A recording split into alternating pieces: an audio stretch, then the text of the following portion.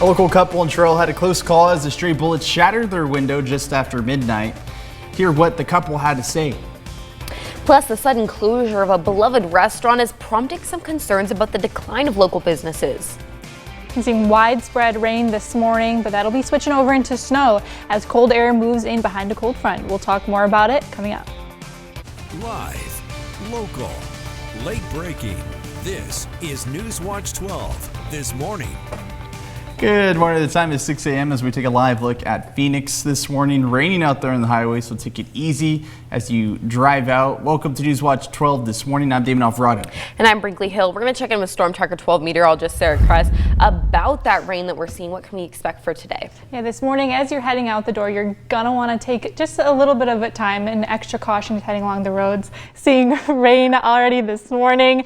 And also, if you take a look as we're heading into Siskiyou County, already seeing snow levels begin to drop, seeing some snow make its way back in those higher elevations. Even as we're heading over along the Cascades, if you look very closely, you can see blue begin to pop up back on radar. But this morning, this is from midnight, I should say, seeing quite a bit of rain. Now, this isn't accounting for what we even saw yesterday as well, and we're still expecting to see quite a bit as we're moving throughout our Friday into our Saturday, Sunday morning along the coast. Lighter amounts as we're moving over east of the Cascades, but still it's going to be one of those things we'll be dealing with throughout our Friday into our Saturday starting the weekend. But for today, we do have the chance for a thunderstorm to work its way into the coast, possibly even into Josephine County.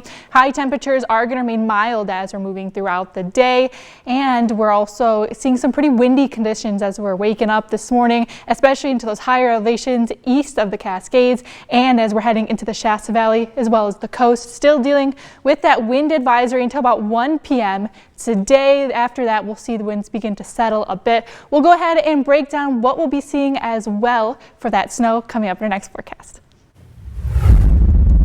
Under the crime alert, a woman is in jail this morning for shooting her boyfriend. The shooting happened around 8:30 on Sunday morning. A bystander reported the shooting in this area of Klamath Falls. So the police department reached out to the victim, who said that someone tried to rob him. Detectives later learned that the attempted robbery never happened. Police identified the shooter as the victim's girlfriend, Natalie Rising. She was arrested on charges of attempted murder, assault, and unlawful use of a weapon. For more information, you can head to our website. Happening on New Year's Eve, when we talk about holidays, we think about family and thinking about being together. And some people do go out, but others stay home. Well, for one family, they did decide to stay home. And for them, things could have turned deadly. I was able to talk to that family in Trail who was thankful to be alive after the unexpected happened. Heard pop, pop, pop, pop, pop. People were shooting outside, so I was afraid to move. As the clock struck 12:05 a.m. on New Year's Eve, Katha Mellinger thought a light fixture hit her chest. But I come running out and she said, no, it was in the living room. Something hit me here on my shoulder. We still don't know what hit her. But that's when I went outside and checked and saw the window here. The bullet was maybe 2 feet from her. The stray bullet shattered glass, ripped through a blanket and ottoman, and made its way towards the front door. Just take a look at this photo. This is the bullet that the homeowners say was fired shortly after midnight. For Katha, she's thankful that trajectory changed its path. And if it went straight, I would have got hit. The family believes the bullet was due to celebratory fire in a way to kick off 2025, but was left shocked. I don't understand celebrating that way, because to me, they were 2 feet from murdering my wife. There has to be some accountability. People have to know what happened. I just want whoever was over there partying, and I can understand all that, but they need to come over here and see what could have happened. Reporting in Trail. You know, this was close. I'm Damien Alvarado. Rogue Retreat is finishing their second night as the service provider for the Ashland Severe Weather Shelter. I was able to speak with Rogue Retreat's CEO, who said they worked through the holiday season to make sure they could provide these resources to the Ashland community. It's the second of 90 days where the city can provide an overnight space for the unhoused community at their 2200 Ashland Street building. The building isn't up to fire code, so can only be used as a severe weather shelter for 90 days out of the year. Sounds like everything went smoothly. They said they were full to capacity, which is excellent in some ways, but it also speaks to there's more need if we're full. Rogue Retreat is best known for its work in Medford, getting the unhoused community into temporary housing. The hope for this partnership is that anyone who frequently uses the severe weather shelter can start to work to get into a more stable environment like Rogue Retreat's transitional housing. This morning, President Biden has approved a major disaster declaration for Oregon. The declaration will be used for the wildfires from July 10th to August 23rd of 2024. Public assistance federal funding is available to tribal and eligible local governments. Federal funding is also available on a cost-sharing basis for hazard mitigation measures statewide. Oregon is taking another step toward environmental sustainability in 2025. A new law banning fluorescent lighting went into effect on January 1st, making Oregon the 7th state to do so. House Bill 2531 passed in June of 2023 and bans the sale of fluorescent light bulbs due to them containing mercury, which can be harmful to your health and the environment. The goal is to replace these lights with LED lights, which are more expensive but more energy efficient with a longer lifespan. Even though they might be a little bit more expensive, they're using half the energy compared to fluorescents and last around twice as long. And it's actually expected to save Oregonians money in the long run. About $49 million in electric bills by 2030 will be saved just as a result of switching over from fluorescent light bulbs. Some local businesses already opted to change out all of their lights to LEDs to get ahead of this change, while others have had to transition as their current fluorescent bulbs burn out. Some businesses have also been warning their customers to plan ahead, but say many homeowners are being blindsided by this change. And tomorrow at 10 a.m., a test of the Pony Creek Dam warning system will be taking place. The test is being conducted by the Coos Bay North Bend Water Board. The purpose of this test is to give the public an opportunity to hear the siren and familiarize themselves with the siren warning. If a dam breach ever happens, the siren is located at North Bend High School and the Water Board Service Center will be activated. If you live inside the dam breach evacuation zone and ever hear the sirens at a time that is not a scheduled test, head for higher ground immediately.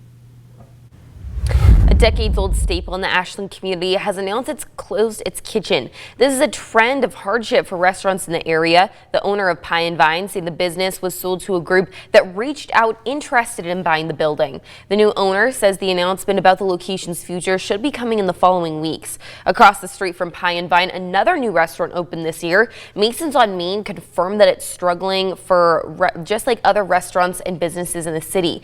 Mason says you have to keep working until an idea and restaurant sticks. The rubber meets the road is, do people come in the door? And if they're not coming in the door, then that's when you have to have the huge leap of faith to really follow through and be really strong in that. Businesses like them, Noble Fox and Indulge Artisan Cheesecakes have come into Ashland this year. While many say businesses are struggling, the businesses say it's a leap of faith that comes with following a dream.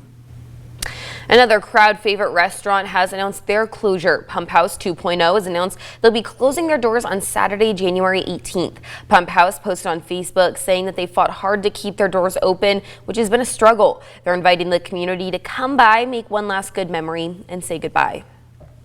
And those final numbers are in for our annual Stuff the Truck campaign with Ray's Food Place. You helped us exceed our goal by more than 1,000 bags of groceries. You donated a total of 6,518 bags. Again, thank you for providing food this holiday season to people in need. Today and Saturday, the Coastal Farm and Ranch Challenge of Champions Tour is bringing top bull riders and bulls to the Jackson County Expo for an exciting competition. Bull riding is as much about strategy as it is about strength. Riders must stay on a 2,000-pound bull for 8 seconds with nothing but a rope to hold on to. The difference between winning and losing can come down to just a few seconds. What we do is we actually match them up with 6 different contractors, bring in their best bulls, and what we do is handpick these bulls to come to put these guys on really good bulls, and it shows the case to the crowd that has good rides and they score high. It's not just the bulls that make this sport special. Many riders do it for the community that it brings, making this event a celebration of community and competition. And And taking a look at the next 3 days as we're heading into the Rogue Valley, we're going to continue to see rain as we're moving throughout the weekend, with slighter chance as we're heading into our Sunday, maybe later into the day. So you could possibly see some dry time, but even looking over into the Klamath Basin, we're going to see those snow levels drop throughout the day, and snow is going to make its return. We do have a chance into our Saturday, slighter chance as we're heading into our Sunday as well, but the coast is going to continue to be very wet as we're moving through the next few days.